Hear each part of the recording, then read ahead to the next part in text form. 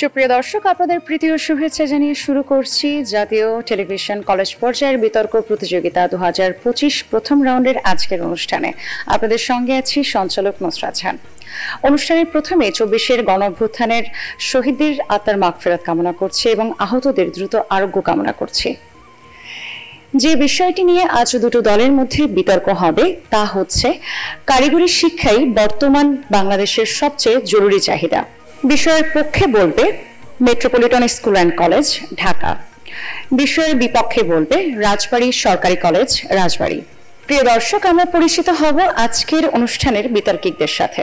পক্ষ দল metropolitan school and college Dhaka এর বিতর্কিকরা হলেন হাসান মিয়া, খাদিজা সালেহিন মুস্কান ও তাদের দলনেতা নুসাইবা শাহরিন। বিপক্ষ দল রাজবাড়ী সরকারি কলেজ রাজবাড়ী এর বিতর্কিকরা হলেন লামিয়া তাহেরা, নাবিলা রহমান প্রভা ও তাদের দলনেতা ফারহান শাহরিয়ার। এবারে আমরা পরিচিত হব আজকের বিতর্ক প্রতিযোগিতার বিজ্ঞ বিচারক প্যানেলের সাথে। মোহাম্মদ মাহফুজ সরকার, প্রভাষক ও বিভাগীয় প্রধান, নৃবিজ্ঞান বিভাগ, Sheikh Borhanuddin post graduate college. Mohammad Abdullah Al Faisal, সাবেক সভাপতি, Dhaka university debating society. Doctor Samiul Awal Swakkhar, senior আবাসিক চিকিৎসক, এভারকেয়ার হাসপাতাল ঢাকা। সম্মানিত বিচারকবৃন্দ যে সকল বিষয়ের উপর নম্বর প্রদান করবেন: উপস্থাপনা 5, ভাষার ব্যবহার উচ্চারণ 5, তত্ত্ব ও তথ্য পরিবেশন 10, যুক্তির প্রয়োগ ও খণ্ডন 5। আমাদের মাঝে সভাপতি হিসেবে উপস্থিত হয়েছেন ডক্টর মোহাম্মদ ইমরান জাহান, প্রফেসর ও চেয়ারম্যান, ইতিহাস বিভাগ, জাহাঙ্গীরনগর বিশ্ববিদ্যালয় সাভার ঢাকা। এবারের সম্মানিত সভাপতিকে মঞ্চে এসে আসন গ্রহণ করবার জন্য বিনীত অনুরোধ জানাচ্ছি। বিতর্ক অনুষ্ঠানটি শুরু করার পূর্বে আসুন সংক্ষেপে বিতর্ক প্রতিযোগিতার নিয়মগুলো জেনে নেই। প্রত্যেক বিতর্কিক তার বক্তব্য উপস্থাপনের জন্য মোট 5 মিনিট করে সময় পাবেন। সেক্ষেত্রে 4 মিনিটে সতর্কতা সংকেত এবং 5 মিনিটে চূড়ান্ত সংকেত দেওয়া হবে। প্রত্যেক দল থেকে দলনেতা 3 মিনিট করে যুক্তি খণ্ডনের জন্য সময় পাবেন। সেক্ষেত্রে 2 মিনিটে সতর্কতা সংকেত এবং 3 মিনিটে চূড়ান্ত সংকেত দেওয়া হবে। এবার আমি আজকের অনুষ্ঠানের সম্মানিত সভাপতিকে বিনীত অনুরোধ জানাচ্ছি অনুষ্ঠানটি শুরু করবার জন্য। সম্মানিত সভাপতি। আজকের বিতর্কের বিষয় জাতীয় টেলিভিশন কলেজ পর্যায়ের বিতর্ক প্রতিযোগিতা 2025। আজকের বিষয় কারিগরি শিক্ষাই বর্তমান বাংলাদেশের সবচেয়ে জরুরি চাহিদা। আশা করি আমাদের এখানে যে বিতর্কিক যোদ্ধারা আছেন চমৎকার একটি যুদ্ধ করবেন, তর্ক করবেন, বিতর্ক করবেন। পক্ষে কথা বলবে metropolitan school and college Dhaka এবং বিপক্ষ দল রাজবাড়ী সরকারি কলেজ রাজবাড়ী। আমি প্রথমেই আমন্ত্রণ জানাচ্ছি মেট্রোপলিটন স্কুল অ্যান্ড কলেজের ঢাকার প্রথম বক্তা হাসান মিয়া তার যুক্তি প্রদর্শন করুন। দক্ষতা থাকলে অভাব কিসে, আজ এই উক্তির মাধ্যমে বিতর্ক শুরু করছি। ধন্যবাদ মাননীয় সভাপতি আজকের এই বিতর্কের মঞ্চে আমাকে বক্তব্য প্রদানের সুযোগ করে দেওয়ার জন্য। বিতর্ক চলছে এবং চলবে। আজকে বিতর্কের বিষয় নির্ধারিত হয়েছে কারিগরি শিক্ষাই বর্তমান বাংলাদেশের সবচেয়ে জরুরি চাহিদা। খুব যুক্তিগত কারণে আমি এবং আমার দল বিষয়টির পক্ষে অবস্থান করছি। শুরুতেই বিষয়টি সংজ্ঞায়ন করছি। সংজ্ঞায়নের ক্ষেত্রে যে শব্দগুলিকে প্রাধান্য দিব তা হল 1 কারিগরি শিক্ষা, 2 বর্তমান বাংলাদেশ, 3 সবচেয়ে জরুরি চাহিদা। প্রথমে আসি কারিগরি শিক্ষার দিকে। কারিগরি শিক্ষা হল সেই শিক্ষা যা ব্যবহারিক ও প্রযুক্তিগত জ্ঞান ও দক্ষতা প্রদানের মাধ্যমে কর্মসংস্থানের জন্য প্রস্তুত করে, যেমন 1 ইলেকট্রিক্যাল, 2 মেকানিক্যাল, 3 ট্যুরিজম ও হোটেল ম্যানেজমেন্ট এবং ফ্রিল্যান্সিং। বর্তমান বাংলাদেশ বলতে জুলাই অভ্যুত্থানের পরবর্তী প্রজন্মের বাংলাদেশের কথা বলছি, যেখানে মোট কর্মক্ষম মানুষের সংখ্যা প্রায় 6,75,00,000-এরও অধিক। কিন্তু মাননীয় সভাপতি, আজ বর্তমান বাংলাদেশে একটি সমস্যা রয়ে যায়, যেমন 1 বেকারত্বের সমস্যা, 2 অর্থনৈতিকভাবে বঙ্গবতা, 3 জনগণের নিম্নমানের জীবনযাত্রা এবং 4 দক্ষ জনশক্তির অভাব। সবচেয়ে বলতে আমরা উত্তম বলে মনে করি জরুরি চাহিদা। একটু আগে যেসব সমস্যার কথা বললাম সেসব সমস্যার বাস্তবসম্মত সমাধানের জন্য কারিগরি শিক্ষাকে জরুরি দেওয়াকে চাহিদা বোঝাচ্ছি। সভাপতি, আমরা আজ বর্তমান শিক্ষা ব্যবস্থাকে বাদ দিচ্ছি না, কিন্তু আজ বর্তমান শিক্ষা ব্যবস্থার কিছু ত্রুটি রয়েছে, যেমন 1 মুখস্থ নির্ভর শিক্ষা ব্যবস্থা, 2 কর্মজীবনের সাথে সামঞ্জস্যতা কম, 3 দক্ষ ও আধুনিক জনবল তৈরিতে ব্যর্থ। 4 ঔপনিবেশিক শিক্ষা পদ্ধতি, যার ফলে গতানুগতিক গাইড বইয়ের সৃজনশীল মুখস্থ না করলে কোনোভাবেই ভালো ফলাফল সম্ভব নয়। লক্ষ্য করবেন মাননীয় সভাপতি, অর্থনীতিবিদ আত্মা সুরজ দেখিয়েছেন যে বর্তমান শিক্ষা ব্যবস্থায় প্রাথমিক শিক্ষার ফলাফল আসে মাত্র 35%, মাধ্যমিক শিক্ষার ফলাফল আসে 20% এবং উচ্চ মাধ্যমিক শিক্ষার ফলাফল আসে 11%। তাহলে বর্তমান শিক্ষা ব্যবস্থা কিভাবে আজ বেকারত্ব হ্রাস করবে? মাননীয় সভাপতি, আজকের এই বিতর্কের মঞ্চে একটি প্রশ্ন রয়েই যায়, কারিগরি শিক্ষায় আজ সবচেয়ে জরুরি চাহিদা কেন? আজ এই প্রশ্নের উত্তরের মাধ্যমে আমি এবং আমার দল প্রমাণ করে দিয়ে যাব কারিগরি শিক্ষায় আজ বর্তমান বাংলাদেশের সবচেয়ে জরুরি চাহিদা। 1. বেকার সমস্যা নিরসন একমাত্র কারিগরি শিক্ষাই করতে পারে। 2. অর্থনৈতিক অবস্থার উন্নয়ন ঘটাতে পারে। 3. জনশক্তিকে জনসম্পদে রূপান্তর করতে পারে। 4. জনগণের মৌলিক অধিকার নিশ্চিত করতে পারে। 5. নতুন উদ্যোক্তা তৈরি ও একবিংশ শতাব্দীর চ্যালেঞ্জ মোকাবিলা করতে পারে। প্রথমে আসছি বেকার সমস্যার ক্ষেত্রে। বর্তমান বাংলাদেশে বেকারত্বের হার 4.63% এবং গত বছর তা ছিল 3.95%, অর্থাৎ এক বছরের ভিত্তিতে বেকারত্বের সংখ্যা বৃদ্ধি পেয়েছে 0.68%, যা একটি বিশাল সংখ্যা। দৈনিক কালের কণ্ঠের 5 জানুয়ারি 2025 সালের একটি প্রতিবেদনে বলা হয়েছে, দেশে আজ শিক্ষিত বেকারের সংখ্যা 26,60,000-এরও বেশি। এর মধ্যে উচ্চ শিক্ষিত বেকারের সংখ্যা 7 লক্ষেরও অধিক। অন্যান্য সভাপতি লক্ষ্য করেন, বিভিন্ন বিশ্ববিদ্যালয়ের তথ্য বিশ্লেষণ করে দেখা গেছে প্রতি বছর শুধু সরকারি বিশ্ববিদ্যালয়গুলো থেকে 5 থেকে 6 লক্ষ শিক্ষার্থী উচ্চতর ডিগ্রি নিয়ে বের হচ্ছে এবং প্রাইভেট বিশ্ববিদ্যালয় তো রয়ে গেছে। তাহলে আমাদের পূর্বে যে এত বেকারের সংখ্যা রয়েছে এবং পূর্বে যে এত উচ্চতর শিক্ষিত বেকার রয়েছে এবং বর্তমানে যে শিক্ষিত ওরা বের হচ্ছে, তাদেরকে আমরা কিভাবে কর্মসংস্থান দিতে পারবো এবং কিভাবে তাদের চাকরির সুযোগ করে দিতে পারবো? আজ এই প্রশ্ন রয়েই যে মাননীয় সভাপতি। এখন আসছি কারিগরি শিক্ষার মাধ্যমে আমরা কিভাবে বেকার সমস্যা নিরসন করতে পারি। লক্ষ্য করেন মাননীয় সভাপতি, আজ কারিগরি শিক্ষার মাধ্যমে একজন ব্যক্তি খুব সহজেই তার চাকরিটি পেয়ে যায়, যার ফলে তার বেশি সময় নষ্ট হয় না। সে 4 থেকে 5 বছরের মধ্যে একটি বিষয়ে দক্ষ হতে পারে বা ডিপ্লোমা অর্জন করে সে তার কাঙ্ক্ষিত চাকরি বা তার ফলাফলটি পেয়ে যাচ্ছে। শুধু যে সে চাকরি করবে তা নয় মাননীয় সভাপতি, সে চাইলে নিজে একটি আত্মকর্মসংস্থান দিতে পারে, যার ফলে তার আয়ের সুযোগ হচ্ছে এবং সে তার নিজের কর্মসংস্থানে অন্যান্য ব্যক্তিদের চাকরির সুযোগ করে দিতে পারছে, যার ফলে আমাদের বেকারত্ব দিন দিন হ্রাস পাবে মাননীয় সভাপতি। উদাহরণস্বরূপ আমরা ফ্রিল্যান্সিং এর কথা বলতে পারি। আজ ফ্রিল্যান্সিং এর মাধ্যমে মানুষ বাহির থেকে প্রচুর পরিমাণ রেমিটেন্স নিয়ে আসছে বাংলাদেশি রেমিটেন্স খাতে, যা বিপুল পরিমাণ ভূমিকা রাখছে। আমরা শিক্ষিত বেকারের সংখ্যা হ্রাস করতে পারি এই কারিগরি শিক্ষার মাধ্যমে মাননীয় সভাপতি। আজ অর্থনৈতিক অবস্থা উন্নয়ন তখনই ঘটবে যখন আমাদের বেকারত্বের সমস্যা হ্রাস পাবে। দেশে আজ আমরা বেকারত্বের চাহিদা পূরণ করে আমরা চাইলে তাদেরকে বিদেশেও প্রেরণ করতে পারি। আজ আমরা কারিগরি শিক্ষার মাধ্যমে আমরা দক্ষ কারিগর তৈরি করতে পারি, যার ফলে আমাদের বেকারত্ব হ্রাস পাবে। মাননীয় সভাপতি লক্ষ্য করেন, মেট্রো রেল, পদ্মা সেতুর মতো বড় বড় ক্ষেত্রে আমাদের দেশের দক্ষ কারিগর অভাবে আমাদের দেশের শ্রমিকরা সেখানে সুযোগ পাচ্ছে না। সেখানে কাজ করছে চায়না থেকে আসা দক্ষ কারিগর, জাপান থেকে আসা দক্ষ কারিগর, যার ফলে আমাদের দেশের কারিগর দেশেই রয়ে গেছে এবং আমাদের অর্থ অন্য দেশে চলে যাচ্ছে। আজ যদি আমরা তাদেরকে দক্ষ কারিগর হিসেবে তৈরি করতে পারতাম, তাহলে আমাদের দেশের কারিগররা আজ আমাদের এই বড় বড় প্রকল্পগুলো, মেট্রো রেল, পদ্মা সেতুর মতো মেগা প্রকল্পগুলোতে তারা আজ কাজ করতে পারত, যার ফলে আমাদের দেশের জনসম্পদ আমাদের দেশেই রয়ে যেত। ধন্যবাদ মাননীয় সভাপতি, ধন্যবাদ সবাইকে।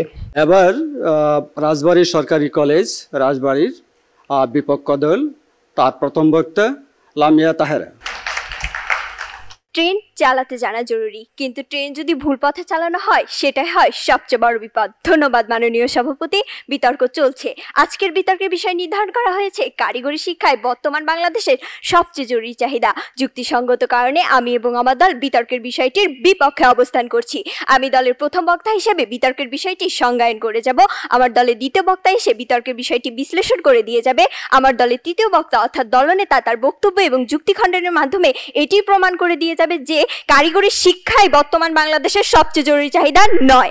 মাননীয় সভাপতি লক্ষ্য করুন, তাদের দলের প্রথম বক্তা একটি ধোঁয়াশাপূর্ণ বক্তব্য দিয়ে গেলেন, যা আমরা পুরোপুরিভাবে বুঝতেই পারিনি। মাননীয় সভাপতি, আজকে বিতর্কের বিষয়ের সংজ্ঞায়নের বিষয়গুলো হচ্ছে: 1. কারিগরি শিক্ষা, 2. বর্তমান বাংলাদেশ, 3 হচ্ছে সবচেয়ে জরুরি চাহিদা। প্রথমেই আসি, কারিগরি শিক্ষা বলতে আমরা কি বুঝি? কারিগরি শিক্ষা বলতে বোঝায় এমন একটি শিক্ষা পদ্ধতি যে শিক্ষা পদ্ধতির মাধ্যমে একজন শিক্ষার্থী নির্দিষ্ট জ্ঞান বা দক্ষতা অর্জন করতে পারে, যেখানে থাকে না কোনো মানবিকতা, থাকে না কোনো নৈতিকতার প্রয়াস, যেখানে অন্যান্য শিক্ষা পদ্ধতি পুরোটাই পিছিয়ে থাকে। এরপর আসি, বর্তমান বাংলাদেশ বলতে আমরা কি বুঝি? বর্তমান বাংলাদেশ বলতে বোঝায় একটি উন্নয়নশীল রাষ্ট্র, যেখানে উন্নয়নশীল রাষ্ট্রসমূহকে আমাদেরকে পৌঁছাতে গেলে দেখা যাচ্ছে বাংলাদেশ বিভিন্ন সমস্যার সম্মুখীন হয়ে দাঁড়াচ্ছে, যেখানে দেখা যাচ্ছে স্বাস্থ্য খাতের ভঙ্গুরতা, শিক্ষা, চিকিৎসা বিভিন্ন ক্ষেত্রে আমরা পিছিয়ে আছি মাননীয় সভাপতি। তারপরে আসি সবচেয়ে জরুরি চাহিদা বলতে আমরা কোন বিষয়টিকে বুঝিয়েছি। সবচেয়ে জরুরি চাহিদা বলতে বোঝানো হয়েছে এমন একটি বিষয় যেটি সবচেয়ে বিশেষ গুরুত্বপূর্ণ পেয়ে থাকে, বা সেই চাহিদাটি একজন কোনো ব্যক্তি বা কোনো সমাজের জন্য সবচেয়ে বেশি গুরুত্বপূর্ণ, বেশি অগ্রাধিকার সম্পূর্ণ হয়ে থাকে মাননীয় সভাপতি। কারিগরি শিক্ষাই বর্তমান বাংলাদেশের সবচেয়ে জরুরি চাহিদা। আমি এর ঘোর বিরোধিতা করছি। এই প্রস্তাবটি যেমনই বাস্তবতা বিচ্ছিন্ন তেমনি সংকীর্ণ একমুখী দৃষ্টিভঙ্গির প্রতিফলন। পক্ষদল যে কারিগরি শিক্ষা বলতে একটি কর্মমুখী এবং প্রযুক্তি নির্ভর দক্ষতা বৃদ্ধির শিক্ষার কথা বলে গেছে, সেটাই যদি বর্তমান বাংলাদেশের সবচেয়ে জরুরি চাহিদা হয়, তাহলে জাতি হিসেবে আমরা এক ভয়াবহ ভুলের দিকে এগোচ্ছি। কেননা দেশের যেসব সমস্যা আজ আমাদের শিকড় ধরে টানা দিচ্ছে সেগুলো হচ্ছে দুর্নীতি, নৈতিক অবক্ষয়, সুশাসনের অভাব, স্বাস্থ্য খাতের ভঙ্গুরতা, জলবায়ু বিপর্যয়, নারী নিরাপত্তাহীনতা। এসবের কোনো সমস্যারই সমাধান মাননীয় সভাপতি কারিগরি শিক্ষা দিতে পারে না। বাকি সব প্রয়োজনকে যদি এইটিকে 1 নম্বর চাহিদা বলে ভাবা হয়, তাহলে বাকি সব প্রয়োজনকে অগ্রাহ্য করে শুধু হাতে যন্ত্র ধরিয়ে দিয়ে সমাধানের আশা করা হবে মাত্র। আমরা বলতে চাই এখনকার বাংলাদেশের সবচেয়ে বড় প্রয়োজন একটি মানবিক, মূল্যবোধ সম্পূর্ণ, কর্মদক্ষ, পরিবেশ সচেতন এবং সমাজ অন্তর্ভুক্তিমূলক নাগরিক সমাজ গড়ে তোলা। কারিগরি শিক্ষা এই বিশাল ছবির একটি ছোট্ট অংশ মাত্র মাননীয় সভাপতি। পক্ষদল বিষয়টিকে যেন সব সমস্যার এক ওষুধ বানাতে চায়, আর সেটার বিরুদ্ধেই আমরা আজ কথা বলছি মাননীয় সভাপতি। প্রশ্ন হচ্ছে কিসের ভিত্তিতে কোনো কিছুকে আমরা সবচেয়ে জরুরি চাহিদা বলবো? নিশ্চয়ই তার প্রয়োজনীয়তা, তার ব্যাপকতা, প্রভাব, ওর জাতীয় পরিণতির দিক বিবেচনায়। এখন যদি দেখি আমাদের দেশে আজ শতকরা 80% লোকই মানবিক মূল্যবোধ সম্পূর্ণ হয়ে থাকে না। তারা আসলে মৌলিকভাবে অসচেতন।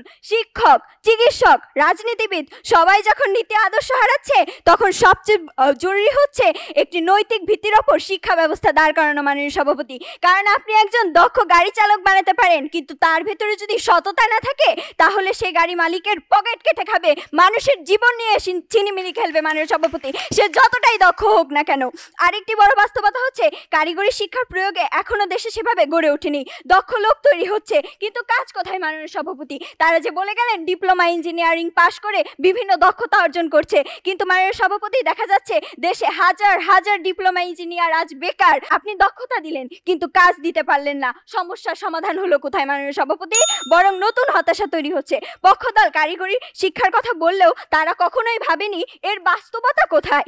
তাই এটি জাতীয় চাহিদার শীর্ষে বসানো মানে হচ্ছে এটি পুরোটাই যুক্তিহীন। মাননীয় সভাপতি একটু লক্ষ্য করুন, আমাদের প্রাথমিক এবং মাধ্যমিক স্তরের কথা যদি আমরা ভাবতে চাই, এইগুলো কিন্তু এখন বর্তমানে বাংলাদেশের শিক্ষা ব্যবস্থা খুবই করুণ এবং খুবই ভয়াবহ।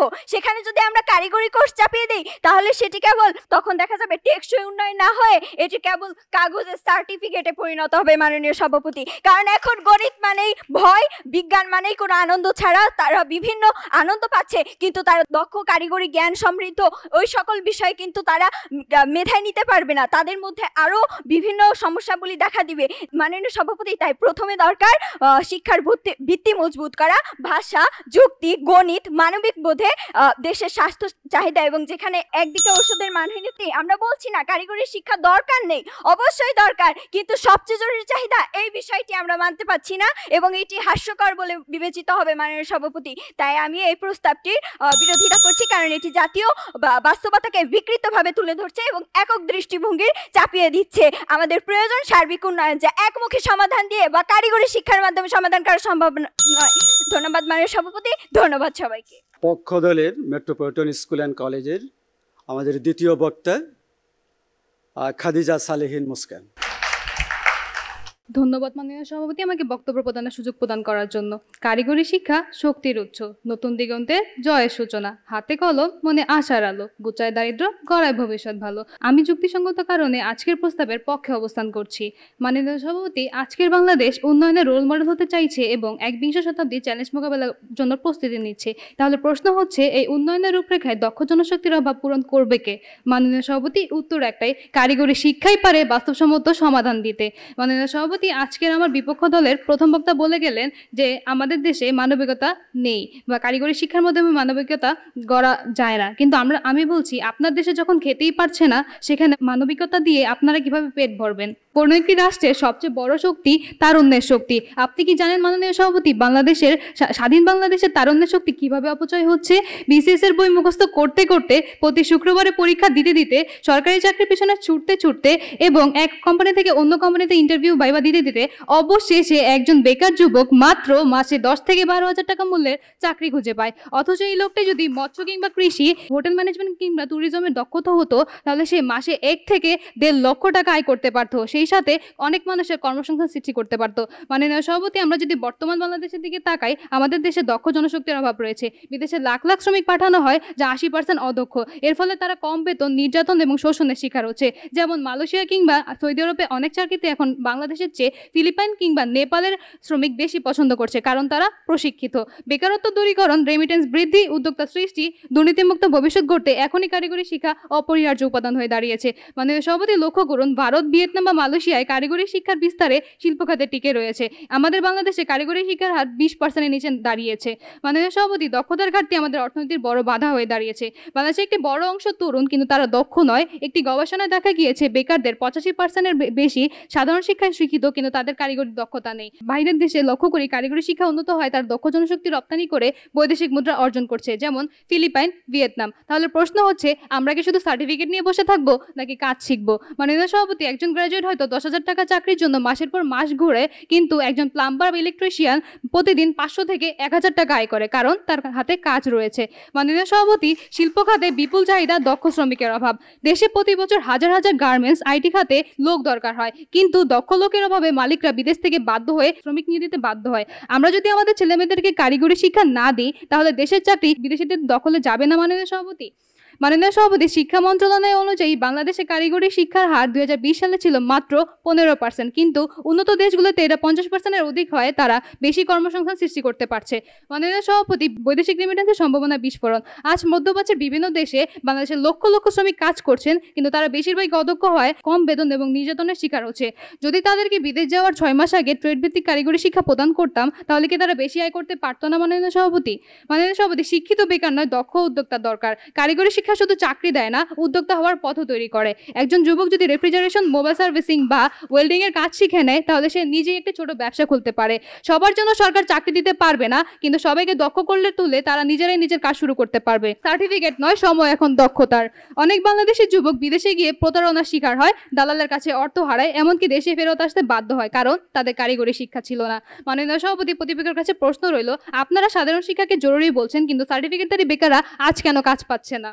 মাননীয় সভাপতি, দেশে প্রচুর বেকার থাকলেও অধিকাংশের হাতে প্রয়োজনীয় কারিগরি শিক্ষা নেই। আমার প্রথম বক্তা বলে গেলেন, বড় বড় প্রকল্প, মেট্রো রেল, পদ্মা সেতু রেল সংযোগ, রূপপুর পারমাণবিক কেন্দ্র, বিদ্যুৎ কেন্দ্র এবং এক্সপ্রেসওয়েতে বিদেশি টেকনিশিয়ান এবং ইঞ্জিনিয়াররা কাজ করছে। উদাহরণ হিসেবে বলতে পারি, পদ্মা সেতু প্রকল্পে চায়না মেজর ব্রিজ কোম্পানি 2000-এর বেশি কর্মী কাজ করেছেন। তাহলে বলুন, আমাদের দেশের শ্রমিকরা কি করেছেন? আমাদের দেশে দক্ষ শ্রমিক ছিল না বিধায় বিদেশ থেকে কর্মী নিয়োগ দিতে আমরা বাধ্য হয়েছি।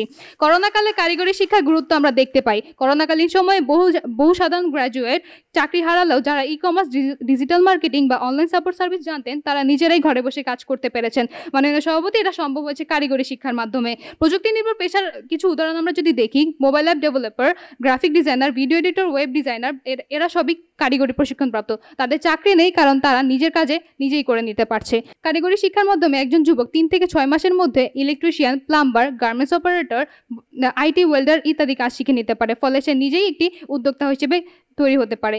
বুয়েট, ঢাকা বিশ্ববিদ্যালয়, এনইসিইউ, ব্রাক থেকে পাশ করা বহু মেধাবী সফটওয়্যার ইঞ্জিনিয়ার উচ্চ বেতনের জন্য যুক্তরাষ্ট্রে, কানাডা, ইউরোপে চলে গিয়েছেন। মাননীয় সভাপতি, বাংলাদেশে এখন সবচেয়ে জরুরি চ্যালেঞ্জ হচ্ছে দক্ষতার বিপ্লব ঘটানো। এই জন্যই আজ আমাদের সবচেয়ে জরুরি চাহিদা হলো কারিগরি শিক্ষা। এটাই আমাদের উন্নয়নের চালিকা শক্তি, বেকারত্ব দূর করার মূল মন্ত্র। তাই আমি জোর দিয়ে বলছি, কারিগরি শিক্ষাই বর্তমান বাংলাদেশের সবচেয়ে জরুরি চাহিদা। ধন্যবাদ মাননীয় সভাপতি, ধন্যবাদ সবাইকে। আমি এবার আমন্ত্রণ জানাচ্ছি আজকের বিপক্ষ দলের দ্বিতীয় বক্তা নাবিলা রহমান প্রভা। দক্ষ হাত সমাজ গড়তে পারে, কিন্তু সুস্থ মন গড়ে জাতি। আমার বক্তব্য শুরু করছি একটি বাস্তব সত্য দিয়ে। ধন্যবাদ মাননীয় সভাপতি। আজকের বিতর্কের বিষয়ে বিরোধিতা করে আমাদের দলের অবস্থান ইতিমধ্যে পরিষ্কার করে গেছেন আমাদের দলের প্রথম বক্তা। তিনি দেখিয়েছেন বর্তমান বাংলাদেশে কারিগরি শিক্ষাই সবচেয়ে জরুরি চাহিদা নয়। আমি সেই অবস্থানকে শক্তিশালী করতে যাচ্ছি কয়েকটি মৌলিক ক্ষেত্র তুলে ধরে। শুধু মৌলিক ক্ষেত্র নয়, বাস্তব উদাহরণ দিয়ে দেখাবো কিভাবে দক্ষতা থেকেও ক্ষতি হতে পারে যদি সেই দেশের নৈতিক ভিত্তি হয় দুর্বল। প্রথম ক্ষেত্র, নৈতিক শিক্ষা ও মূল্যবোধ গঠন। জাতিসংঘের ইউনেস্কো শিক্ষা সংক্রান্ত 4টি স্তরের মধ্যে একটি হচ্ছে লার্নিং টু বি, অর্থাৎ ব্যক্তি হিসেবে নিজেকে নৈতিক এবং মানবিক মূল্যবোধ সম্পূর্ণ হিসেবে গড়ে তোলা। কিন্তু আজ বাংলাদেশের বাস্তবতা হচ্ছে সংবাদপত্র খুললেই সর্বত্র ছড়িয়ে পড়েছে ধর্ষণ, দুর্নীতি, প্রতারণা, সহিংসতা। এই প্রেক্ষাপটে আপনি একজনকে কারিগরি দক্ষতায় শিক্ষিত করে তুললেন, কিন্তু তার মাঝে যদি নৈতিক শিক্ষাই না থাকে, সে যদি ন্যায় অন্যায় বিচারই করতে না পারে, সে কিন্তু তার উক্ত দক্ষতাকেই দুর্নীতির হাতিয়ার বানাবে। তাই সবার আগে দরকার আমাদের মাঝে নৈতিক শিক্ষা তুলে ধরা। দ্বিতীয় ক্ষেত্র, সুশাসন এবং আইনের শাসন। মাননীয় সভাপতি লক্ষ্য করুন, পক্ষ দলের দ্বিতীয় বক্তা বলে গেলেন যে কারিগরি শিক্ষায় শিক্ষিত একজন লোক দক্ষ হয়ে নাকি লাখ লাখ টাকার চাকরি পেতে পারে, কিন্তু সে যখন এই লাখ লাখ টাকার চাকরি পেতে চায় তখন হয় তাকে ঘুষ দিতে হয়, না হলে তার রাজনৈতিক পরিচয় প্রয়োজন হয়। তাহলে তার দক্ষতার মূল্য কোথায়? সবার আগে আমাদের সুশাসন, জবাবদিহিতা নিশ্চিত করতে হবে, তাহলে আপনাদের দক্ষতা কার্যকর হবে, তাছাড়া দক্ষতা কার্যকর হবে না। মাননীয় সভাপতি, 2022 সালের মেট্রো রেলের গার্ডার দুর্ঘটনায় একই পরিবারে 5 জন সদস্য নিহত হয়। এখন প্রশ্ন হচ্ছে, কাজটা কি দক্ষ শ্রমিক করেনি? হ্যাঁ, দক্ষ শ্রমিকই ছিল, কিন্তু নিয়ম ভেঙে, নিরাপত্তা প্রোটোকল না মেনে কাজ করার সংস্কৃতি প্রচলন ছিল, তাই এই দুর্ঘটনা হয়। তাই সবার আগে আমাদের সুশাসন নিশ্চিত করতে হবে। 2013 সালে রানা প্লাজা ধস হয়, আমরা সকলেই জানি। 1100-র অধিক নিরীহ শ্রমিক প্রাণ দেয়। এখন প্রশ্ন হচ্ছে, দক্ষ শ্রমিকের অভাবে কি এই দুর্ঘটনা ঘটেছিল? না, এই দুর্ঘটনা ঘটেছিল একদিন নৈতিকতাহীন লোভী মালিকের কারণে। কারণ তিনি জানতেন ভবনের সমস্যা আছে, ভবন ফাটল ধরা, তবুও তিনি হাজার হাজার শ্রমিক নিয়ে কাজ বন্ধ করেননি। এবং তার সাথে জড়িত ছিল দায়িত্বহীন প্রকৌশলী, ঘুষখোর প্রশাসন এবং নীরব ভূমিকা পালনকারী কর্তৃপক্ষ। তাই সবার আগে আমাদের নৈতিকতা নিশ্চিত করতে হবে। তৃতীয় ক্ষেত্র, সুস্বাস্থ্য এবং জনগণের স্বাস্থ্য নিরাপত্তা নিশ্চিত করা। ওয়ার্ল্ড হেলথ অর্গানাইজেশনের মতে বাংলাদেশে প্রতি 1000 জনে মাত্র 0.78 জন চিকিৎসক রয়েছে, অর্থাৎ চিকিৎসক সংখ্যা খুবই সীমিত। করোনা কালে ঢাকার রিজেন্ট হাসপাতালের ভুয়া রিপোর্ট কেলেঙ্কারি আমাদের চোখে আঙ্গুল দিয়ে দেখিয়েছে কিভাবে ভুয়া চিকিৎসা এবং প্রতারণা গোটা সমাজকে বিপদের মুখে ফেলে দিতে পারে। সেখানে ছিল দক্ষ ল্যাব টেকনিশিয়ান, চিকিৎসা যন্ত্র, কিন্তু ছিল না মানবিকতা, ছিল না নৈতিকতা বোধ। আপনি একজন অপুষ্ট, অসুস্থ, নিরাপত্তাহীন ব্যক্তিকে যতই দক্ষ করে তুলেন না কেন, সে কিন্তু সমাজের জন্য বোঝা হয়ে দাঁড়াবে। তাই বর্তমান বাংলাদেশের প্রেক্ষিতে আমাদের সবার আগে দরকার আমাদের সার্বিক চিকিৎসা কাঠামোর উন্নয়ন করা এবং প্রতিটি জনগণের স্বাস্থ্য সেবা নিশ্চয়তা প্রদান করা। চতুর্থ ক্ষেত্র, পরিবেশ এবং জলবায়ু সুরক্ষা প্রদান। আপনি দক্ষ জনবল তৈরি করলেন, তাদের দ্বারা কলকারখানা তৈরি করলেন, এবং সেই কলকারখানার বলছে নদীমাতৃক বাংলাদেশের অসংখ্য নদী দখল হয়ে যাবে। বুড়িগঙ্গা, যা ছিল একসময় ঢাকার প্রাণ, কিন্তু আজ দুঃখের সাথে বলতে হয় সেই বুড়িগঙ্গার পানি পরিণত হয়েছে বিষ ভরা এক ড্রেন পথে। সুতরাং যদি পরিবেশ সুরক্ষা এবং জলবায়ু নিরাপত্তা না থাকে, তাহলে কিন্তু কারিগরি দক্ষতাও পরিবেশ ধ্বংসের ভূমিকা রাখতে পারে। বর্তমান বাংলাদেশের উপকূলীয় অঞ্চল চট্টগ্রাম, বরিশাল, খুলনা লবণাক্ততার পরিমাণ দিন দিন বৃদ্ধি পাচ্ছে। সুতরাং সেসব অঞ্চলের কৃষি উৎপাদন হ্রাস পাচ্ছে। আপনি ইলেকট্রনিক ট্রেন বানিয়ে কি করবেন যদি আপনার কাছে পর্যাপ্ত পরিমাণ খাবারই না থাকে?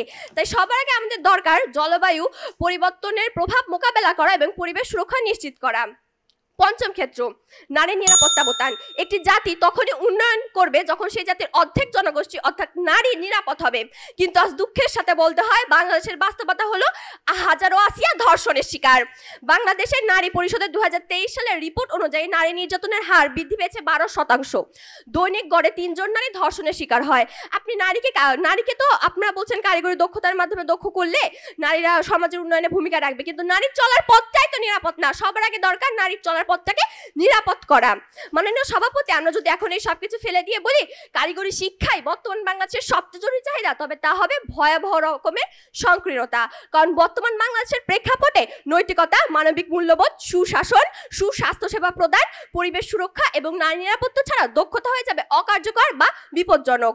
আমরা চাই আমাদের যুব সমাজ দক্ষ হোক, কিন্তু তার আগে আমাদের যুব সমাজকে হতে হবে দায়িত্বশীল, নীতিবান, পরিবেশ বান্ধব, এবং মূল্যবোধ সমন্বিত। তাছাড়া কারণ আমরা জানি দক্ষতা যদি হয় শত্রুর হাতে তবে তা হয় অস্ত্র, আর যদি হয় বিবেকবান মানুষের হাতে তবে তা হয় আশীর্বাদ। ধন্যবাদ মাননীয় সভাপতি, ধন্যবাদ সবাইকে। এবার আমি আমন্ত্রণ জানাচ্ছি মেট্রোপলিটন স্কুল অ্যান্ড কলেজ পক্ষ দলের দলনেতা নোসাইবা নাহরিন। ধন্যবাদ মাননীয় সভাপতি আমাকে বক্তব্যের সুযোগ দেওয়ার জন্য। মাননীয় সভাপতি, আজ বিপক্ষের এই পর্যায়ে এসে যখন আমরা দেখতে পাচ্ছি আমাদের বিতর্কের বিপক্ষ দল এখনো আজ আমাদের বিতর্কের বিষয়টি সুস্পষ্টভাবে বুঝতে পারেনি, তখন আসলে যুক্তি দেওয়ার কোনো মানেই হয় না। আজ আমাদের বিপক্ষ দল দেখালেন আমাদের সমাজের দুর্নীতির কথা, দেখালেন জলবায়ুর বিপর্যয়ের কথা, দেখালেন মানবিক মূল্যবোধের কথা, দেখালেন বেকারত্ব সহ আর অনেক বাস্তবতার কথা। আমার প্রশ্ন তাদের কাছে, আজ আমরা বিতর্কের কোন পর্যায়ে এগুলোকে অস্বীকার করেছি? আমরা তো বলিনি যে এগুলি আমাদের বর্তমান বাংলাদেশের চাহিদা নয়, আমরা বলছি যে বর্তমান বাংলাদেশের সবচেয়ে জরুরি চাহিদা কোনটি। আপনি যখন এই ক্ষেত্রগুলি দেখিয়ে যাচ্ছেন আপনি তো নিজেই সুস্পষ্টভাবে জানেন না যে আপনি সবচেয়ে জরুরি চাহিদা কোনটিকে বলছেন। মাননীয় সভাপতি, আজ যখন বিপক্ষ দল মানবিকতার কথা বলে তখন তাদেরকে একটি কথা বলতেই হয়, ক্ষুধার রাজ্যে যাদের কাছে পূর্ণিমার চাঁদ ঝলসানো রুটি তাদেরকে আপনি মানবিকতার গান শোনাবেন? যে খেতে পারছে না তাকে আপনি সৎ সত্যবাদিতার কথা শোনাবেন? তার নিছক রসিকতা ছাড়া আর কিছুই নয়। মাননীয় সভাপতি, লক্ষ্য করুন আমার দলের প্রথম বক্তা আজ বেকারত্বের কথা বললেন, আমার দলের প্রথম বক্তা একবিংশ শতাব্দীর চ্যালেঞ্জের কথা বললেন। আপনারা নিজেরাই যখন শিক্ষা ব্যবস্থার কথা বলছেন তখন লক্ষ্য করুন না একবিংশ শতাব্দীর চ্যালেঞ্জ কোনগুলো। আজ উন্নত বিশ্ব যখন এআই এর মতো চ্যাটজিপিটি জেমিনাইয়ের মধ্যে প্রতিযোগিতা করছে, সেখানে স্বাস্থ্য খাতে স্বাস্থ্য সেবা যা আপনারা বারবার উল্লেখ করেছেন, সাংবাদিকতা, এই সকল ক্ষেত্রে এআই কাজ করছে, সেখানে আপনার দেশের শিক্ষা ব্যবস্থায় শিক্ষার্থীকে শেখানো হচ্ছে কি তথ্য প্রযুক্তির সংজ্ঞা কি, এই আবিষ্কারকের নাম কি, ওই আবিষ্কারকের নাম কি। তাহলে আপনি তো একবিংশ শতাব্দীর চ্যালেঞ্জগুলোই জানেন না। আপনি যে স্বাস্থ্যসেবার উন্নতির কথা বলে যাচ্ছেন, উন্নত বিশ্ব যে এআই মাধ্যমে স্বাস্থ্যসেবায় ব্যবহার করছে, আপনার দেশের জনগণ সেই এআই সম্পর্কে এখনো সঠিকভাবে জানতেই যেখানে পারছে না, আপনি সেখানে সমাধানের আশা কি আশা করছেন? মাননীয় সভাপতি, লক্ষ্য করুন আমার দলের দ্বিতীয় বক্তা আজ বেকারত্বের কথা বলেছে। আপনারাই লক্ষ্য করুন, আপনারা যখন মানবিকতার কথা বলছেন তখন আপনার দেশের প্রায় 9.3% মানুষ অতি দরিদ্র, অর্থাৎ তারা আজ খেতেই পারছে না। সেখানে আমার দেশে যখন শিক্ষিত বেকার বসে আছে, বেকারত্বের হার ক্রমান্বয়ে বাড়তেই আছে, সেই জায়গায় দাঁড়িয়ে যদি আপনি মানবিকতার গুণগান গেয়ে যান তাহলে আসলে আমার কিছু বলারই থাকে না। মাননীয় সভাপতি, লক্ষ্য করুন আজ আমাদের দেশে যে শিল্প খাতগুলো, সেখানে উচ্চ অবস্থানে যখন আমি কর্মী নিয়োগ দিতে চাই আমার বাইরের থেকে আনা লাগে, আমার ভারত জাপানের মতো দেশ থেকে কর্মী নিয়ে আসা লাগে। কারণ কি, আমার দেশে শিক্ষিত জনগণ তো আছে কিন্তু দক্ষ জনগণ নেই। অর্থাৎ আমার দেশে বেকারত্বের হার ক্রমান্বয়ে বাড়বে না কেন? আমার দেশে যে খাতগুলোতে আমার দক্ষতা প্রয়োজন আপনি সেখানে শুধু শিক্ষা দিয়ে সেই খাতগুলিকে পূরণ করতে পারবেন না। আপনি লক্ষ্য করুন আজ আমরা রূপপুর পারমাণবিক কেন্দ্রের কথা বলি, আমরা পদ্মা সেতুর কথাই বলি, বা আমার দেশের শিল্প খাতের কথাই বলি, আমার দেশের মানুষ এখানে কাজ পায় শ্রমিকের জন্য, আমার দেশের মানুষ বহির্বিশ্বে কাজ পায় কম বেতনের জন্য। আমার দেশ যদি চিরকাল এই কম বেতনেই কাজ করে যায় তাহলে অর্থনৈতিক উন্নয়নটা হবে কোথায়? মাননীয় সভাপতি, আপনি দেখুন আজ যখন আমরা আমাদের বর্তমান বাংলাদেশের সমস্যাগুলির কথা বলছি তখন কিন্তু আমরা আমাদের দারিদ্রতা, বেকারত্ব, অতিরিক্ত জনসংখ্যা, বর্তমান বিশ্বের সাথে যে চ্যালেঞ্জগুলি সকল কিছুর একটি কথা বলছি। বিপক্ষ দল যখন এর বিপক্ষে অবস্থান করছেন তখন আপনি দেখান না যে আপনার দিক থেকে কিভাবে এই সমস্যাগুলোর সমাধান করা যায়। মাননীয় সভাপতি, লক্ষ্য করুন আমাদের প্রথম আলোর একটি প্রতিবেদনে দেখা যায় যে বিশ্বব্যাংক বলছে বাংলাদেশে 2025 সালের মধ্যে অতি দরিদ্রের সংখ্যা 9.3-এর বেশি ছাড়াবে, অর্থাৎ আমার দেশে প্রায় 1.5 কোটি মানুষ খাবার পাবে না। যেখানে যে মানুষ খাবার পাচ্ছে না তাকে যদি আপনি নৈতিকতার গান শোনাতে যান সে বলবে, ধুর ভাই, খাবার পেলে যদি আমার হত্যাও করতে হয় আমি খাবো না কেন? খাদ্যের যে বড় মৌলিক চাহিদা কিছু হয় না, যে মানুষ খাদ্য পাচ্ছে না সেই জানে সেটার অভাব কি। মাননীয় সভাপতি, লক্ষ্য করুন আমার দেশে আজ দরিদ্রের দুষ্টচক্র একটি প্রতিনিয়ত সমস্যা। আপনি যে বছরের দিকেই লক্ষ্য করবেন এই দারিদ্রের দুষ্টচক্র থেকে বের হয়ে আসা যায় না। আমরা যদি লক্ষ্য করি আপনার জায়গা থেকে আপনি আমার শিক্ষিত বেকার ছেলেটিকে 10 থেকে 20 হাজার টাকা চাকরি দিতে পারছে না, সেখানে দারিদ্রের দুষ্টচক্রে বড় হওয়া 8ম শ্রেণী পাস ছেলেটিকে আপনি যে খুব উচ্চ শিক্ষায় শিক্ষিত করে চাকরি দিয়ে তারকে স্বাবলম্বী করে তুলতে পারবেন তার নিশ্চয়তা আপনি কি দিচ্ছেন? অথচ ঠিক সেই জায়গায় আজ আমি কারিগরি শিক্ষা দিয়ে অষ্টম শ্রেণী পাশ একটি ছেলেকে শুধু স্বাবলম্বী করছি না, বরং তার দ্বারা আরও কর্মসংস্থান তৈরি করছি। মাননীয় সভাপতি, এর সবচেয়ে বড় উদাহরণ প্রদীপ, যে কিনা ঢাকা উত্তরণের একটি প্রতিবেদনে দেখা গিয়েছে অষ্টম শ্রেণী পাশ হওয়ার সত্ত্বেও শুধুমাত্র কারিগরি শিক্ষার জ্ঞান অর্জন করতে পেরেছিল বলে আজ সে বাংলাদেশের অর্থনীতিতে কতটুকু ভূমিকা রাখছে। মাননীয় সভাপতি, আমরা বারবার বলছি বিপক্ষ দল যেই যুক্তিগুলি দেখাচ্ছেন আমরা তার বিপক্ষে অবস্থান করছি না, কারণ অবস্থান করার মতো প্রশ্নও না। সে নারীর নিরাপত্তার কথা বলছে, আমি তো পক্ষেই আছি। সে আজ মৌলিক অধিকারের মূল্যবোধের কথা বলছে, আমি তো তার পক্ষে আছি। আমি আপনার বিরোধিতা করছি না। আমি বিরোধিতা কোন জায়গায় করছি, আপনি যেখানে নিজেই দেখাতে পারছেন না যে আপনি সবচেয়ে জরুরি চাহিদা কোনটিকে বলছেন, তখন আসলে আমার বলার কিছু থাকে না। বিপক্ষ দলের কাছে প্রশ্ন থেকে যাবে, আমরা যে দারিদ্রতার কথা বলেছি, আমরা যে বেকারত্বের হারের কথা বলেছি, আমরা যে অতিরিক্ত জনসংখ্যার কথা বলেছি, আপনার একাধিক দেখানো সমস্যাগুলি কিভাবে আরেক সমস্যার সমাধান দিয়ে যাবে তা নিশ্চয়ই বলে যাবেন। মাননীয় সভাপতি, লক্ষ্য করুন আমার বিপক্ষ দল অনেকগুলি যুক্তি ঠিকই দিয়েছে, কিন্তু তার নিজের সমাধান সে নিজেই দিয়ে যেতে পারেনি। আপনি যে প্রশ্নগুলি করে গিয়েছিলেন আমাদের, আগে আপনি নিজে দেখান আপনি সেখান থেকে সমাধান কিভাবে করবেন। সে জায়গায় এসে আজ বলতে হচ্ছে আমরা জোর গলায় বলছি কারিগরি শিক্ষা আমার বাংলাদেশের ভিত্তি, সুতরাং কারিগরি শিক্ষা আমাদের জন্য সবচেয়ে জরুরি চাহিদা। ধন্যবাদ মাননীয় সভাপতি, ধন্যবাদ সকল। আজকের বিতর্কের বিষয় ছিল কারিগরি শিক্ষাই বর্তমান বাংলাদেশের সবচেয়ে জরুরি চাহিদা। বিপক্ষের দলনেতা ফারহান শাহরিয়ারকে আমি আমন্ত্রণ জানাচ্ছি তার বক্তৃতা দেওয়ার জন্য। জাতি গড়ে ওঠে নৈতিকতা দিয়ে, মেশিন দিয়ে নয়। ধন্যবাদ মাননীয় সভাপতি আজকে আমাকে এই বিতর্কের মঞ্চে সুযোগ প্রদান করার জন্য। আমি সরাসরি প্রথমেই চলে যাচ্ছি আমার প্রতিপক্ষ বন্ধুদের কাছে। তারা কয়েকটি প্রশ্ন করে গেলেন, আমি তার উত্তর দেবো আমার বক্তব্যের মাঝেই, কিন্তু তার আগে আমি তাদেরকে একটি প্রশ্ন করে দিয়ে দিতে যাচ্ছি। তারা একটি বিষয়কে নিয়ে বারবার একটি কথা বলছেন যে যখন আপনার ক্ষুধা আছে, আপনার খাবার নেই, তখন আপনি আপনার নৈতিকতা দিয়ে কী করবেন? তার মানে কি আপনি দক্ষতার মাধ্যমে কি আপনি উগ্রবাদ ছড়াতে চাচ্ছেন? জঙ্গিরাও একজন দক্ষ হয়। আমরা যে উগ্রবাদ করে যারা তাদেরকে দেখতে পাই, তারাও কিন্তু দক্ষ হয়, তারা কিন্তু অত্যন্ত দক্ষ হয়, অস্ত্র চালানোর বিষয় হোক, বিভিন্ন বিষয় তারা কিন্তু দক্ষ হয়। তার মানে কি আপনি এটার মাধ্যমে প্রমাণ করতে যাচ্ছেন দক্ষতা দিয়ে উগ্রবাদ হচ্ছে? আমরা হত্যা করে হলেও আমি খাবার পাবো এই আশা যদি করে থাকি, তাহলে তারা কি উগ্রবাদ ছড়াতে চাচ্ছে? মাননীয় সভাপতি, একটি বিতর্কের মূল সৌন্দর্য তখনই ফুটে ওঠে যখন দুই দল সত্যের যুক্তির আলোর পথ খোঁজে।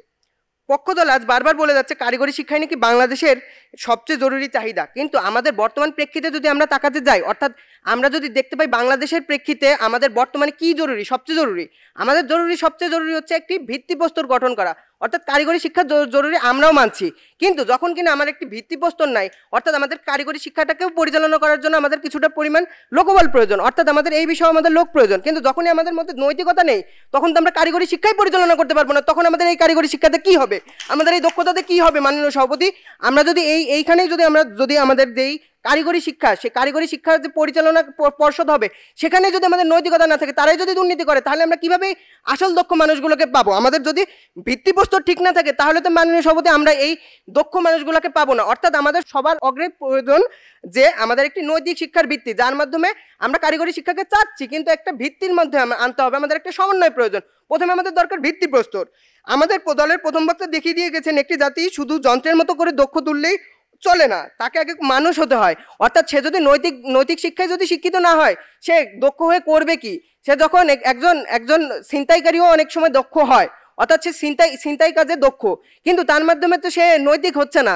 যেমন আমরা যদি বলতে চাই যে একজন ড্রাইভার, অর্থাৎ গাড়ির ড্রাইভার, সে সেই বিষয়ে দক্ষ, কিন্তু সে যদি তার মালিকের সুরক্ষা নিশ্চিত না করে, সে যদি দক্ষতাকে কাজে না লাগিয়ে সে যদি তার পকেট কেড়ে ফেলে, এই বিষয়গুলো আমরা কিন্তু তুলে এনেছি। সেক্ষেত্রে আমাদের এই দক্ষতা দিয়ে কাজ হচ্ছে না, অর্থাৎ আমরা ওই দক্ষতার মাধ্যমে ধ্বংসকে টেনে আনছি। মাননীয় সভাপতি, নৈতিকতা, সুশাসন, স্বাস্থ্য, পরিবেশ, নারী নিরাপত্তা, এই কয়েকটি ক্ষেত্রের উপর আমরা আজকে দাঁড়িয়ে বিতর্ক করছি, অর্থাৎ এটি আমাদের ভিত্তিপ্রস্তর। অর্থাৎ আমাদের নৈতিকতা, সুশাসন, স্বাস্থ্য, পরিবেশ, নারী নিরাপত্তা, এইটা হচ্ছে সর্বোচ্চ গুরুত্বপূর্ণ বিষয়, যার মাধ্যমে আমরা দেশের উন্নয়নের দিকে ধাবিত হতে পারবো।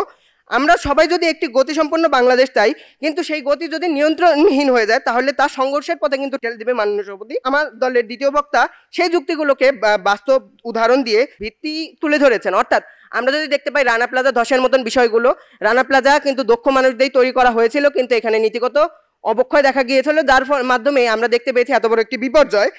এছাড়াও আমরা দেখতে পাই আমাদের বর্তমানে আমাদের বিভিন্ন ক্ষেত্রে পরিবেশ দূষণ হচ্ছে, অর্থাৎ আমাদের বুড়িগঙ্গা, তুরাগ, এই সকল নদী কিন্তু আমাদের এই দক্ষ জনগণই নষ্ট করছে, কেননা এখানেই বিভিন্ন কলকারখানা গড়ে উঠছে, কিন্তু তারা নৈতিকতার বিষয় অজ্ঞাত। এই কারণে তারা যখন নৈতিকতা নিয়ে কাজ করছে না, তখন দেখা যাচ্ছে তারা দক্ষতা নিয়ে এগিয়ে যেতে গিয়ে আমাদের দেশের ধ্বংস টেনে আনছে। মাননীয় সভাপতি, যদি জাতি দুর্নীতিগ্রস্ত হয়, নৈতিকতা না থাকে, আইন না চলে, সেক্ষেত্রে দক্ষতায় জাতির জন্য গলার ফাঁস হয়ে দাঁড়ায়। মাননীয় সভাপতি, পক্ষদল আজ একটি সুন্দর স্বপ্ন দেখিয়েছেন, যেখানে সবাই কারিগরি শিক্ষা নিয়ে কাজ করছে, উন্নয়ন করছে, গুণগান করছে।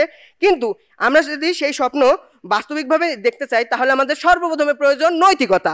নৈতিকতা যদি আমাদের না থাকে, তাহলে আমরা এই কাজে আমরা কখনোই অগ্রসর হতে পারবো না। অর্থাৎ আমরা ভিত্তিটাই যদি করতে না পারি, আমাদের ভবনের যদি নিচতলার ভিত্তি প্রস্তুত না হয়, তাহলে আমরা 10 তলাকে কখনো এক্সপেক্ট করতে পারি না।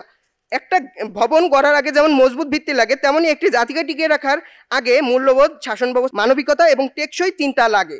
মাননীয় সভাপতি, আজ আমাদের আশেপাশে যত বড় বড় সমস্যাগুলো রয়েছে, তার অনেকগুলোর শিকড় কিন্তু নৈতিকতা ও শাসনের ঘাটতিতে। হাসপাতাল দুর্নীতি, শিক্ষাক্ষেত্রে প্রশ্ন ফাঁস, শিশু ধর্ষণ, গুম খুন ঠেকাতে শুধু প্রযুক্তি লাগবে? আমাদের কি প্রয়োজন নেই সততা, ন্যায়বোধ ও নৈতিক শিক্ষার? যদি আমাদের এই শিক্ষাটাই থাকতো, তাহলে তো আমরা এদিকে ধাবিত হইতাম না। অর্থাৎ আমরা যদি বহির্বিশ্বের দিকে তাকাতে পারি, সেক্ষেত্রে আমরা কিন্তু দেখতে পাবো যে এই বিষয়গুলোর উপরে তারা লক্ষ্য দৃষ্টি রেখেছে বলেই বর্তমানে তারা এই বিষয়গুলোর উপর ভিত্তি করে পরবর্তীতে তারা কারিগরি শিক্ষাও গ্রহণ করছে এবং তার মাধ্যমেই দেশের উন্নয়ন করছে। এখন আমরা যদি একটি গাছের গোড়ায় না এসে আমরা যদি সেই গাছের মাথায় উঠে যেতে চাই, তাহলে সেটা কখনোই সম্ভব না। মাননীয় সভাপতি, আমাদের বাংলাদেশের সবার আগে প্রয়োজন নৈতিকতা, সুশাসন, স্বাস্থ্য, পরিবেশ, নিরাপত্তা। সেই ভিত্তির উপরই দাঁড়িয়ে আসুক কারিগরি শিক্ষা, তবেই গড়বে উন্নত ও টেকসই বাংলাদেশ। ধন্যবাদ মাননীয় সভাপতি, ধন্যবাদ সবাইকে।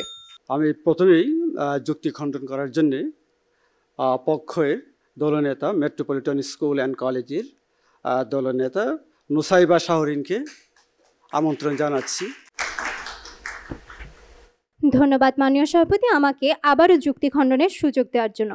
মাননীয় সভাপতি, আজ বিপক্ষ দল সেই শুরু থেকে শেষ অবধি নৈতিকতার যে গান গেয়ে গেলেন, সে গানের সুর অত্যন্ত চমৎকার ছিল, কিন্তু তার বাস্তবতা কতটুকু সেখানেই আমাদের প্রশ্নবিদ্ধ করে।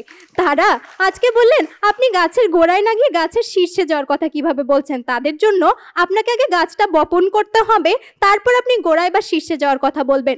বিপক্ষ দল, আপনারা লক্ষ্য করুন, আপনারা নৈতিকতার শিক্ষার কথা বলছেন, আমরা যে দারিদ্রতার কথা বললাম, আমরা যে 1.5 কোটি মানুষ খেতে পারছে না তার কথা বললাম, আপনি তাদেরকে কিভাবে নৈতিকতা শিক্ষা দিবেন? ও তার চেয়ে বড় কথা, আপনারা তো আজ নৈতিকতার শিক্ষা কাকেই দিবেন সেই সংজ্ঞায়নই করে যাননি। তাহলে আমি কিভাবে বুঝবো আজ আপনারা নৈতিকতার শিক্ষাটা দিচ্ছেন কাদেরকে? বিজ্ঞ প্রতিপক্ষ দল, আজ আপনারা বারবার দেখাতে গেলেন নৈতিকতার প্রয়োজনীয়তার কথা। মাননীয় সভাপতি, আপনিই মনে করুন, আজ আমরা সচ্ছল পরিবার থেকে এসেছি বলে আজ আমরা বিতর্কে অনেক কথাই বলতে পারছি, কিন্তু আজ যদি আমি অতি দরিদ্র হতাম, আজ যদি আমার পেটে খাবার পড়তো না, তাহলে এইসব নৈতিকতার গান আমার কাছে শুধুমাত্রই অহেতুক কিছু ছন্দ ছাড়া আর কিছুই মনে হতো না। মাননীয় সভাপতি, আজ আমরা নৈতিকতাকে উপেক্ষা করছি না, যেটি আমাদের বিপক্ষ দলকে বোঝা লাগবে। আমরা কি বলছি, আগে দক্ষতা দিন, আগে আপনি জনশক্তি তৈরি করুন, আগে আপনি আপনার দেশের সবাইকে খাদ্য পৌঁছান, তারপর আপনি নৈতিকতা শিখান না, তাতে তো আমাদের কোনো আপত্তি নেই। আমরা কি আজ একবারও বলেছি যে আজ আমরা নৈতিকতা দিতে চাচ্ছি না? আমরা আজ চাচ্ছি না যে আমার দেশের শিশু বা নারীরা সুরক্ষিত হোক, আমরা চাচ্ছি যখন সে খাদ্য পাবে তারপর তো সে নিরাপত্তা অবধি যাবে।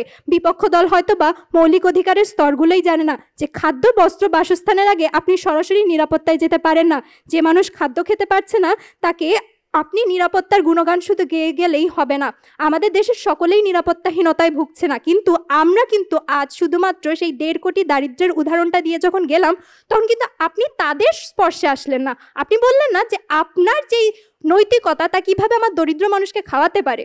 আপনি কিন্তু এর পক্ষে কোনো যুক্তি দিয়েই যাননি। বিজ্ঞ প্রতিপক্ষ দল, আমি আপনাদের কাছে একটি প্রশ্ন করেছিলাম যে আপনি যে সমস্যাগুলি দেখাচ্ছেন তাকে আমরা অস্বীকার করছি না, কিন্তু বাস্তবতার প্রেক্ষাপটে দাঁড়িয়ে আমরা মনে করছি যতক্ষণ পর্যন্ত আমার দেশের মানুষ খাবার পাবে না, যতক্ষণ পর্যন্ত আমার দেশের শিক্ষিত বেকার যারা বড় বড় বিশ্ববিদ্যালয় থেকে বের হয়ে এসেও সমাজের তুচ্ছ চোখে দেখা হচ্ছে কারণ তারা কাজ পাচ্ছে না, যখন আমার দেশের আপনি একজন অনার্স মাস্টার্স পাশ করা ছেলেকে চাকরি দিতে পারছে না, সেখানে আমার কারিগরি শিক্ষা 8ম শ্রেণীর পাশ ছেলেটাকে ঠিকই চাকরি দিয়ে দিচ্ছে, সেই জায়গায় দাঁড়িয়ে আপনি কিভাবে আমাদের দারিদ্রতা, অতিরিক্ত জনসংখ্যার সমাধান দিয়ে যাবেন তা আপনি বলেননি। আজ বিপক্ষের যুক্তিগুলো খণ্ডন খুব এলোমেলো হয়ে যাচ্ছে, কারণ তারা নিজেরাই আজ স্পষ্টভাবে বলে যাননি তারা চাচ্ছেনটা কি। একবার তারা বলছে স্বাস্থ্য সেবার উন্নতি করার কথা, আরেকবার তারা বলছে জলবায়ু কথা। আপনি জলবায়ু প্রতিরক্ষা কিভাবে করবেন সে কথা তো আপনি নিজেই বলে যাননি, তাহলে আমি কিভাবে ধরে নিব যে সেই জায়গায় আমার কারিগরি শিক্ষা অবদান রাখতে পারছে না? কেন? জলবায়ুর অনেক ক্ষেত্রেই তো আজ যখন তাদেরকে আমার রক্ষা করতে হবে সেখানেও কারিগরি শিক্ষার প্রয়োজন হয়। বিজ্ঞ প্রতিপক্ষ দলের তো আজ কারিগরি শিক্ষার সংজ্ঞাই ঠিক জানা নেই, না হলে তারা বলতে পারতেন না যে আজ ছিনতাই করাকে তারা কারিগরি শিক্ষার সাথে উদাহরণস্বরূপ দেখাচ্ছে। বিজ্ঞ প্রতিপক্ষ দল, কারিগরি শিক্ষায় বাস্তব ভিত্তি নৈতিকতা একটি শিক্ষা, সেই শিক্ষা আপনি দিবেন যখন আপনার মানুষ খেতে পারবে। সে জায়গায় দাঁড়িয়েই বলছি কারিগরি শিক্ষায় বর্তমান বাংলাদেশের সবচেয়ে জরুরি চাহিদা। ধন্যবাদ মাননীয় সভাপতি, ধন্যবাদ সকলকে। বিপক্ষ দলের দলনেতা যুক্তি খণ্ডন করবেন ফারহান শাহরিয়ার। ধন্যবাদ মাননীয় সভাপতি, আমাকে পুনরায় সুযোগ প্রদানের জন্য। সরাসরি বক্তব্যে চলে যাচ্ছি। প্রথমে যদি আমরা দেখতে যাই আমাদের বিপক্ষ দলের বন্ধুদের কাছে, তারা একটি বিষয় বারবার বলে যাচ্ছেন যে তারা আমাদের বিষয়টা কি তারাও মেনে নিচ্ছেন, কিন্তু তারা বলছেন যে আমরা কোন দিকে অগ্রসর হচ্ছি, কোন দিকে আমরা আছি সেটা আমরা স্পষ্ট করছি না। কিন্তু আমরা বরাবরই বলে চলেছি, আমাদের প্রথম বক্তা থেকে শেষ পর্যন্ত আমরা বলেই চলেছি যে আমরা এমন একটি বাংলাদেশের শিক্ষা ব্যবস্থা চাই যেটার মাধ্যমে সামগ্রিক শিক্ষাটাকে আমরা তুলে ধরতে পারি। অর্থাৎ আমাদের ভিত্তিপ্রস্তর গঠন করতে হবে নৈতিক শিক্ষার মাধ্যমে, তারপরে আমরা কারিগরি শিক্ষাকে আমরা নিয়ে এমন একটি উন্নয়নের কার্যক্রম করব যার মাধ্যমে দেশের সামগ্রিক উন্নয়ন হবে।